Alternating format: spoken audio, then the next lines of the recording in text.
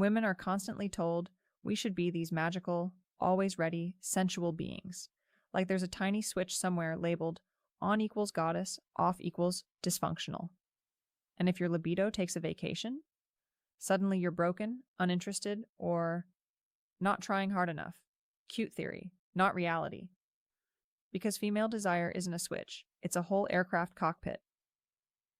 In a thunderstorm, with estrogen asleep on the job, stress screaming in the intercom, and your brain Googling laundry detergents mid-kiss.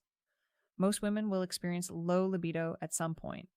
Your hormones shift, your mood changes, your body image throws a tantrum, life happens, but nobody talks about it, especially not honestly. So that's what we're doing today. We're dragging all the secret libido killers into the spotlight, like a crime investigation, narrated by your overstressed ovaries. If you've ever wondered why your desire went from might take me now to don't even breathe near me, buckle up. It's not just you, it's science. And a little bit of chaos. If hormones were coworkers, women's hormones would be the chaotic team that schedules a meeting at 3 a.m., forgets the agenda, and then cries because the snacks are wrong. Estrogen, progesterone, and testosterone are all trying to run the desire department, and they rarely agree on anything. During ovulation, estrogen and testosterone team up like, let's flirt with that human immediately. Skin glows, confidence levels rise. Even your walk suddenly has Beyoncé energy. But a week later, progesterone clocked in and said, everyone calm down, we're nesting. And there goes the libido, packing its bags like it booked a spontaneous getaway. Birth control sometimes makes things even spicier by turning the spice down to 0. A lot of hormonal contraceptives work by flattening testosterone, which is basically desire's personal trainer. So some women wake up confused like, I love my partner, so why do I feel a stronger connection to my pillow? Because hormones negotiated a ceasefire, and desire surrendered. And then we have the postpartum chapter, where prolactin, the breastfeeding hormone, becomes head of security. Its job is keeping the baby fed, but it also locks the door to the pleasure department. If you're nursing and your libido is missing, that's prolactin doing a power trip, whispering, you have one job, no extracurricular activities.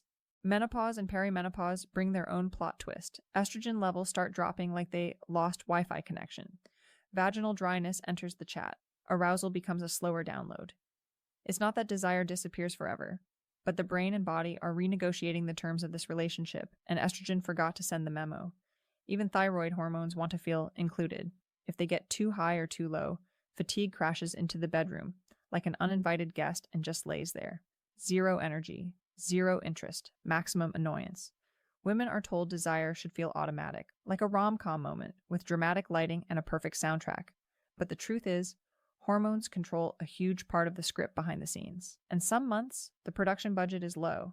So if your libido feels unpredictable, you're not broken. You're managing multiple hormonal personalities who can't agree on dinner, let alone sex. And yeah, that happened. Picture this. You're trying to get in the mood, but stress is already lying in bed, eating chips, hogging the blanket, and absolutely refusing to leave. Cortisol is the hormone that helps you survive danger, but it also acts like the bouncer who won't let desire anywhere near the VIP lounge. Estrogen is outside like, we're on the list, and cortisol replies, I don't care. Club's full. When women are stressed, the brain's priority shifts to survival mode. Romance, pleasure, a good time. Cute ideas, but the brain is too busy imagining 42 worst-case scenarios. Unpaid bills, unfinished tasks, that one text you haven't responded to since last week. Try relaxing when your internal alarm system thinks forgetting to buy detergent is a national emergency. And then there's the mental load, aka all the invisible tasks women carry in their heads. Schedule the doctor's appointment, buy the birthday gift, remember which kid likes crust and which one acts betrayed by bread edges. Meanwhile, the partner's like, why aren't you interested tonight? Because her brain is juggling a full circus while you're holding a single balloon. There is also this fun nervous system trick. You can only feel desire when your body is in rest and digest mode. But if you've been stuck in fight or flight all day, your nervous system is basically tapping its foot saying, romance, girl, we're trying not to die out here. Even positive life events can stress you out. New job, planning a wedding, moving houses. Suddenly, arousal needs an invitation, a follow-up reminder, and a calendar alert. The body likes safety, comfort, space to exhale, not rapid-fire thoughts about everything that could go wrong. And let's acknowledge one universal female experience: thinking about chores mid-makeout. One minute things are heating up, the next minute you're wondering who left dishes in the sink. Nothing shuts down desire faster than mentally doing laundry while someone's trying to kiss your neck. The brain simply says, turn off passion. We must sanitize the home. Very romantic. Women don't lose desire because they don't care. They lose desire because their system is overstimulated in all the wrong ways. Stress hijacks arousal without hesitation, leaving libido outside the door, knocking politely. So if your desire disappeared the moment your workload increased or your peace was interrupted, that's cortisol, the ultimate mood assassin, being rude again.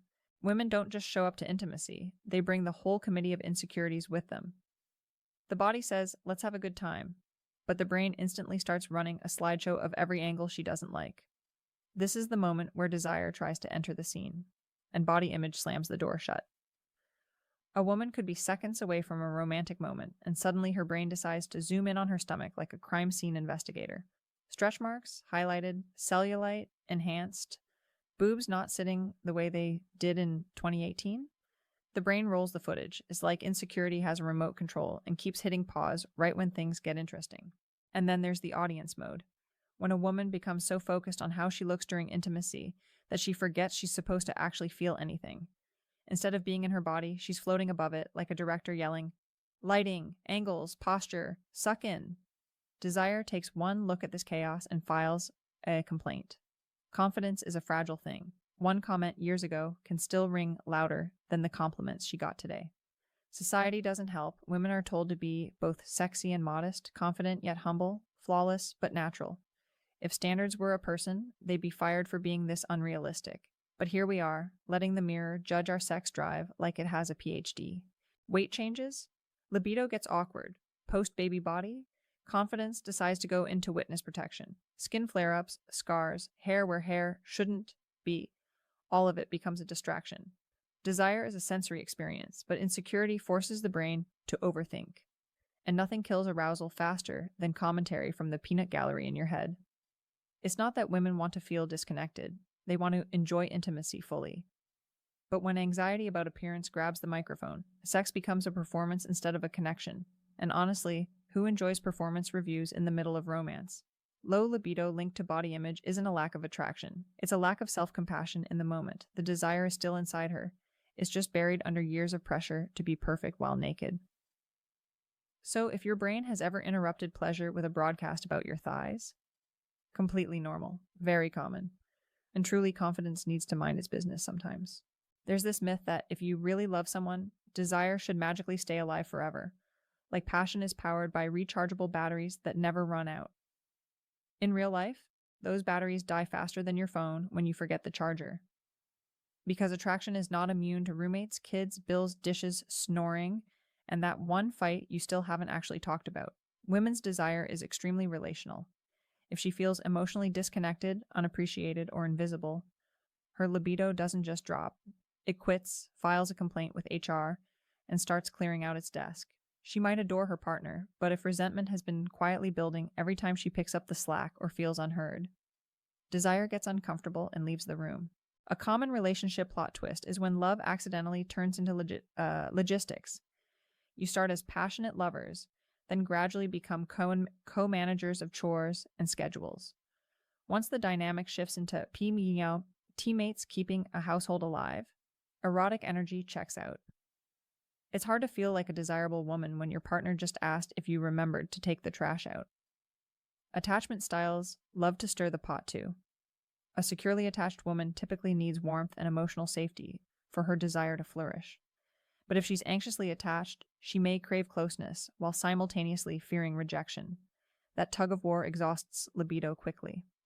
Avoidantly attached women might feel threatened by too much closeness, so desire gets confused and hides under the bed. Then there's the roommate trap, when couples settle into a comfortable routine where intimacy becomes optional, predictable, background noise.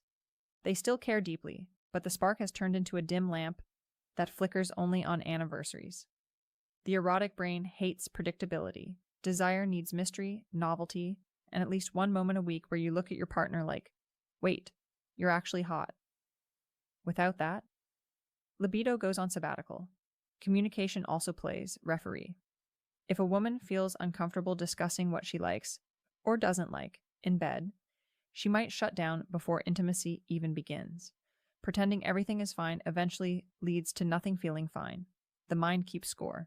Unmet needs, ignored responses, unspoken disappointments. Sexy, right?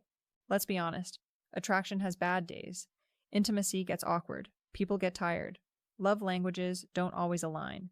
And women aren't robots who automatically desire someone just because a relationship exists. Emotional nourishment matters. Being seen matters. Feeling prioritized matters. It's hard to want closeness with someone who only notices you're quiet when they want something. Low libido in relationships isn't about a woman losing interest in her partner. It's usually about her losing energy from carrying too many emotional weights. Desire doesn't disappear. It retreats when it's not nurtured. If intimacy feels like a chore, it's not a personal failure. It's a signal that the relationship needs more connection, excitement, and actual affection, not just routine maintenance. Sometimes the issue isn't psychological or relational at all. Sometimes the body just looks at desire and says, "We are closed for maintenance." No appointments available? Chronic illnesses, fatigue, and pain conditions can quietly steal libido without any dramatic announcement. You're not ignoring desire. Your body is prioritizing survival. For women living with autoimmune conditions, constant pain, or hormonal disorders like PCOS, the idea of getting aroused can feel as realistic as running a marathon while carrying groceries. When your daily energy is already being drained by inflammation or exhaustion, sex becomes a luxury item the body can't always afford. Then there's the topic nobody likes to talk about: pain during sex. Vaginal dryness, pelvic floor tension, endometriosis. The brain remembers discomfort perfectly. And once it learns that intimacy might hurt, it turns into an overprotective bodyguard. Desire might show up ready to vibe, and the brain interrupts like, "Nope, not happening. Last time was a disaster." And let's not ignore medications. They're masters of unintended side effects. SSRIs, the antidepressants that help calm anxiety and depression, often tell libido, "Take a long nap, thanks."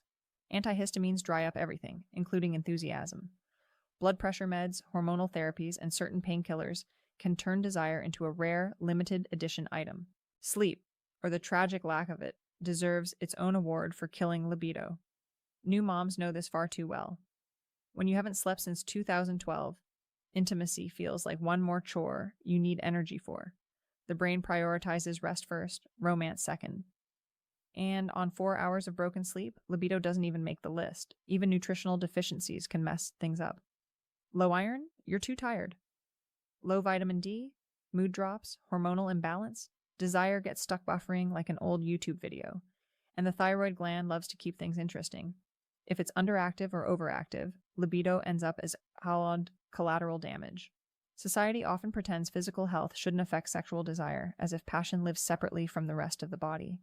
But women's systems are connected. When one part struggles, desire feels the ripple effects instantly. So if your libido seems missing because your health has been fighting a battle, that's not a failure. That's your body wisely prioritizing healing. Desire can return. It just needs a body that feels safe, comfortable, and cared for. The brain is where desire begins, which is extremely inconvenient when the brain is also where anxiety, depression, trauma, and the never-ending worry Olympics live. If the mind is drowning, libido doesn't jump in to rescue it. Libido quietly swims away. Anxiety is especially rude. It walks into the bedroom like it owns the place, turning intimacy into a performance review. Instead of feeling pleasure, she's evaluating herself on 27 invisible metrics. Do I look okay? Am I doing enough? Is he bored? Should I move my leg? Oh God, what is my leg even doing? By the time anxiety finishes its presentation, desire is already in the parking lot waiting for the Uber home. Depression plays a different game. It numbs everything. Food tastes meh. Hobbies feel meh. Sex? Also meh. Depression basically puts duct tape over the brain's pleasure sensors and mumbles, "Why bother?" Even the brain's reward system, dopamine, motivation, excitement, takes a permanent lunch break. Sexual trauma deserves its own respect here. The body can remember what the mind tries to forget. Touch that should feel good might trigger a shutdown instead. The nervous system isn't being dramatic. It's protecting the person inside it. Desire can be there, but it hides because safety isn't guaranteed, and safety is non-negotiable. Then there's the perfectionist mindset. Women internalize the fear of not being good enough. So even when they want intimacy, their brain whispers, don't mess this up. Pressure builds, arousal fades, libido files an HR complaint again. Social stigma adds extra chaos. A woman who struggles with low desire often blames herself first. Am I broken? Why can't I be like everyone else? Will my partner get tired of me? Nothing kills desire faster than self-doubt and fear wrapped together like a sad burrito. The truth is, mental health doesn't politely excuse itself from the bedroom. It shows up loudly, especially when we're most vulnerable. A brain that's overwhelmed is not interested in fireworks. It just wants quiet, comfort, maybe a snack.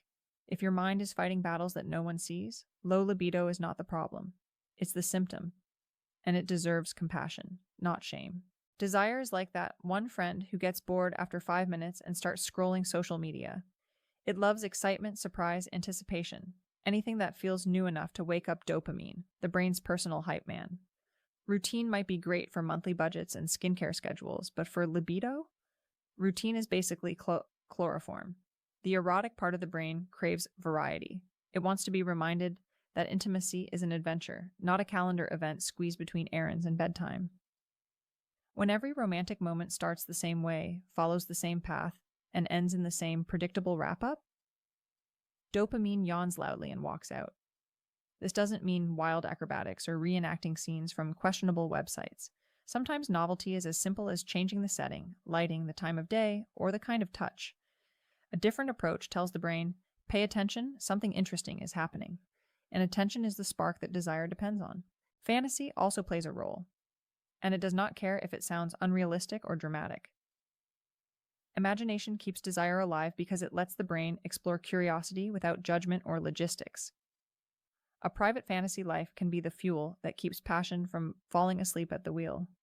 But shame often makes women turn that part of the brain off, like it's too scandalous to exist. Spoiler, the brain would like it to exist. Communication is the passport to novelty. If you can talk about what you want without embarrassment, you open the door to new experiences that actually feel good. Saying this isn't working for me doesn't kill the mood. It keeps the mood from dying a slow, painful, repetitive death.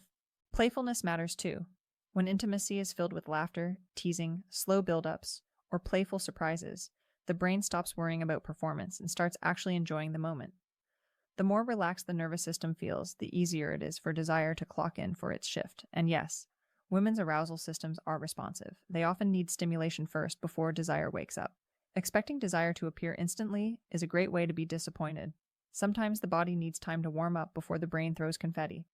Low libido isn't always about hormones, stress, or symptoms. Sometimes it's simply boredom disguised as disinterest. Desire loves novelty because novelty reminds women they are still curious, still vibrant, still capable of pleasure beyond the everyday routine. Good news, novelty is a skill, a choice, and the erotic brain is always ready to come back to life once it's given something to be excited about. Low libido in women isn't a single villain with one easy fix. It's more like a crowded crime scene, with hormones throwing tantrums, stress showing up uninvited, confidence hiding under the bed, relationships sending mixed signals, medical issues getting in the way, mental health throwing curveballs, and boredom sneaking into the bedroom.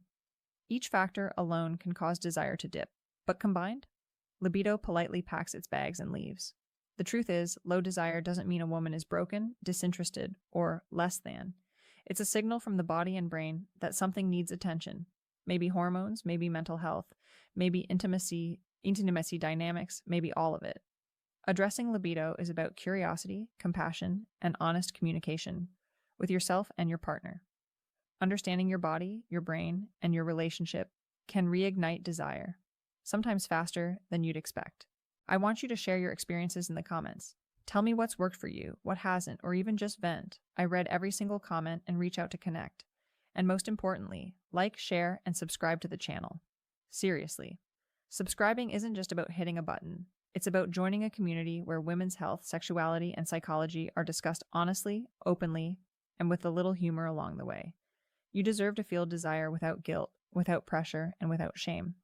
Let's talk about it, explore it, and normalize it together. Because your erotic brain deserves attention, and so do you.